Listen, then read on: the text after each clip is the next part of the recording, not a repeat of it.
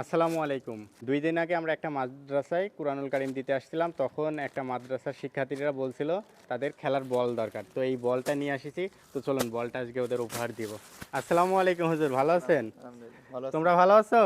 তোমাদের এই যে খেলার বল দরকার ছিল, এই যে তোমাদের বল নাও।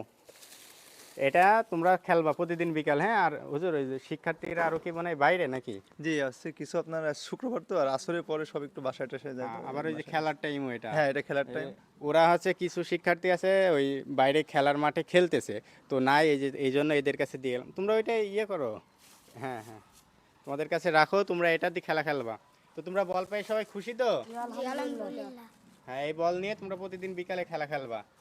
তো হুজুর ভালো থাকবেন, ইনশাল্লাহ আবারও দেখা হবে আপনাদের সাথে। ইনশাআল্লাহ। তোমাদের ওই যে তোমরা বলছিলে যে ক্রিকেট ব্যাট দরকার, আসলে ওইটা আমি ব্যবস্থা করতে পারি নাই। এজন্য বলটা আমি নিজের পক্ষ থেকেই তোমাদের জন্য দিয়ে গেলাম। তো তোমরা এটা দিয়ে খেলো, যদি পারি আমি ওইটাও তোমাদের দিব।